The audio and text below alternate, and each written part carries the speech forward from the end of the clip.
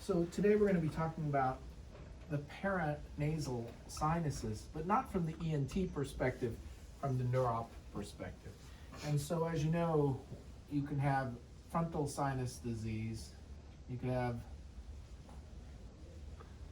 ethmoid sinus disease, and then we have maxillary sinus disease. So when patients have sinus disease, it can be frontal, ethmoid, maxillary.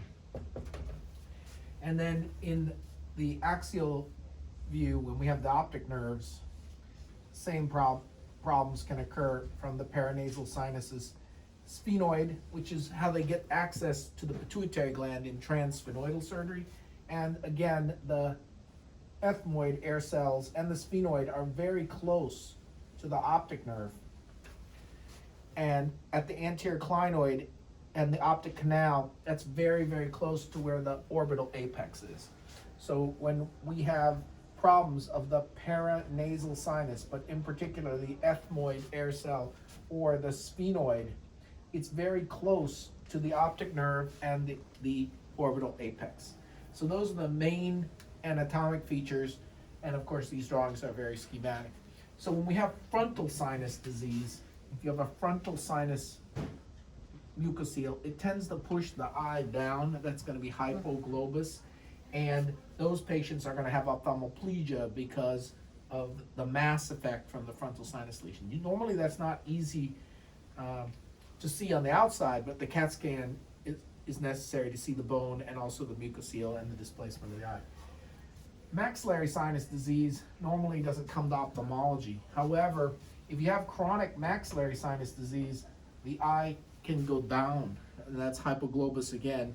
And sometimes they don't have frank sinusitis because the sinus is getting smaller, and that's sometimes referred to as the silent sinus syndrome. So they have a smaller and smaller sinus because of negative airway pressure in the sinus, and the whole eye starts to sink down. So they have vertical diplopia, hypoglobus, the whole eye is down, and they might have ptosis. So the silent sinus syndrome and the frontal sinus mucocele are kind of the upstairs, downstairs versions of sinus disease affecting the orbit. So those normally go to the orbit doctors. The one that comes to me is the sphenoid sinusitis and the ethmoid sinusitis. So the neuro op sinus disorders are from these posterior ethmoid air cells or the posterior sphenoid sinus. And the reason it's important to know that is because if you have a mucocele in one of these posterior ethmoid cells, it won't cause proptosis, it won't be visible on the surface. And so it's just going to go right into the orbital apex or compress the optic nerve. And so when we have a retrobulbar optic neuropathy or an orbital apex syndrome, ophthalmoplegia, and we see an opacity, especially if it's a cystic opacity, in the ethmoid air cell, we want to do a scan of the head and the orbit to look at that orbital apex and see if the lesion has got mass effect and compression.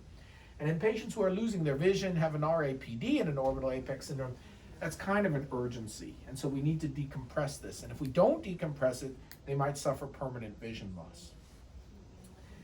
And then the last thing you need to know is sometimes patients have the mucocele right at the level of the clinoid. So the canal is here, the ethmoid air cell, and the clinoid. And so if you have that kind of mucocele, it definitely can press on the optic nerve because it's right in the very small space, the canal, or at the pointy part of the orbital apex.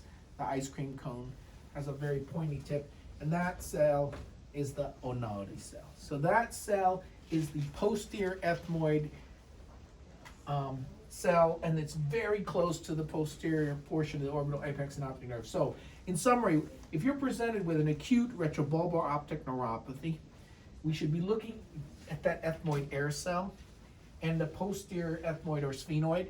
That could be a mucocele, that could be fungus like aspergillosis, and in immunocompromised people that could be mucor.